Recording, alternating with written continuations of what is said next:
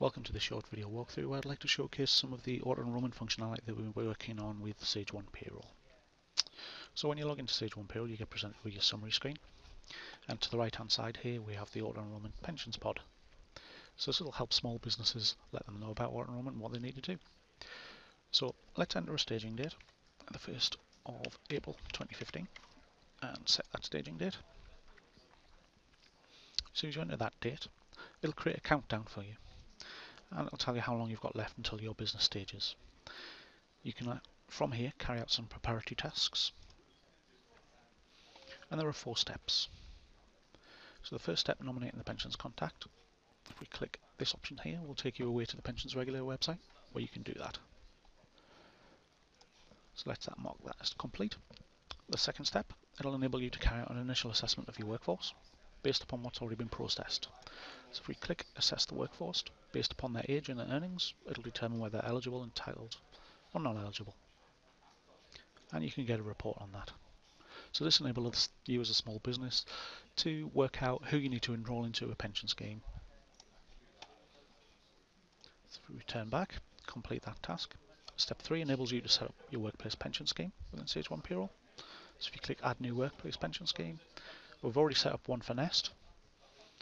So we're just going to pop back. And for businesses that haven't set up the pension scheme yet, we include some useful links that will take you away to different pension providers such as Now, Nest and People's Pension. So let's tick that as being complete.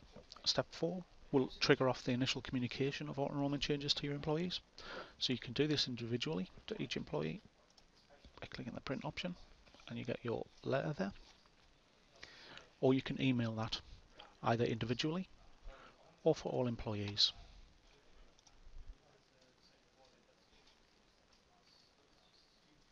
So let's say that step's complete now. So if we go back to the summary screen, it'll show you that all of the steps have been carried out. So let's trigger off auto enrolment by passing the staging date. So if I amend the staging date and just change it to 1st of April 2014 and save that, we'll be told that you've reached your staging date and that all eligible employees will now be automatically enrolled into your pension scheme, so you don't need to do anything as a business. We take care of that for you. And you can also postpone that for up to 3 months if you want to, by clicking the postpone and putting in your deferral date. But we're just going to go ahead. So if we go to do the pay run for May and process the pay run, again you'll be reminded about entering or postponing, but we're just going to continue. So let's click next and work our way through the 4-step payroll process. So what we've done with Sage 1 Payroll for auto enrolment is we wanted to make sure that we kept your payroll at 4 steps, and we didn't want to introduce any new steps to the payroll or change the behaviour or change the way that you do your payroll. So we carry out the majority of the auto enrolment tasks from this screen. So automatically, based upon passing the staging date and for the employee in terms of how much they've earned, this employee has been assessed as an eligible employee. It's been automatically enrolled into the Nest pension scheme, and it's deducting the pension scheme there. From the manage enrolment option there, you can opt out and leave the pension scheme if you want, or you can change and manage your different contributions. So if we move to Caroline, Caroline is a non-eligible job holder, which gives her the right to opt into a pension scheme, and this can be done from here. So we choose opt-in, set that as the 1st of April 2014, defaults to the default pension scheme, so I'm going to opt into that scheme,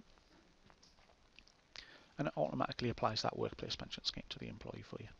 And again, you get that manage auto enrolment option where you can drop down and opt out if you need to.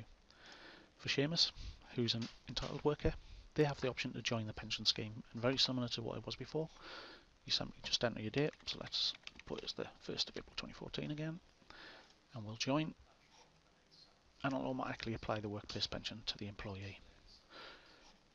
So if we click next, and we complete the pay run. So at this point it's going to do your FPS RTI submission and post your accounts journals seamlessly. On the completed pay run screen, we've now got these pension reports. So we've got a pension report for the contributions for this pay period.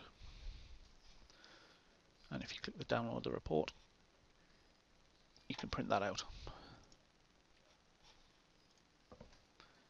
We've also got an auto enrolment status report, which will show you, based upon the age, their earnings, whether they've been enrolled or not, and what pension scheme's been applied. We pop to the summary screen and we go back to pensions. Your pensions now will show you a summary of the pension scheme, when your submission date is due, and you can review your pension payment. And by choosing the relevant tax month, it'll show you how much is due to that pension provider. We've also got down here your correspondence. So if we click on 7 correspondences there, it'll give you a summary of what correspondences have been sent already and what ones need to be sent. And that's really summarising the simplicity of the auto enrolment functionality for Sage 1 Payroll. Thank you for listening.